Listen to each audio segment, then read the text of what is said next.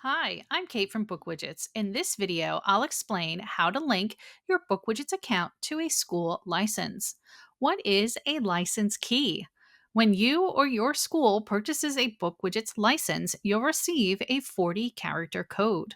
This code is the license key, which you will need to link to your account to access BookWidgets features for creating and sharing interactive exercises. When do you need to enter a license key? When you start working at a new school with a different license key, or when your school purchases a new BookWidgets license.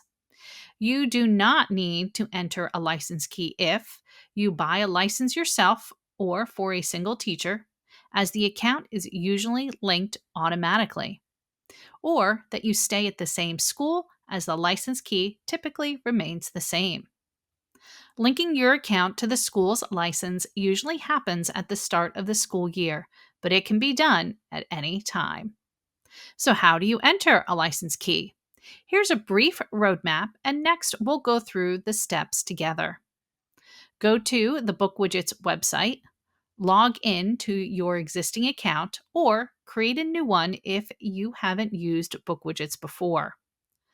Please note that even if you have changed schools, you will continue to use the same account, but you will need to update the license and link it to the new school's learning management system. You only create a new account if you're new to BookWidgets. Once logged in to your BookWidgets account, click the account icon at the top right and select Subscription. On the subscription page, click the blue Enter License Key button. Paste the school's license code and confirm. That's it. Now, let's see this in action. Here I am on the BookWidgets website. If you're new to BookWidgets, create a new account by clicking the orange button at the bottom. Otherwise, log in at the top right. If you're already logged in, as is the case here, click on My Account to go to the homepage. As you can see, this account is on a trial license, which has only a few days left of a free trial. Click on the account icon in the top right-hand corner and choose Subscription.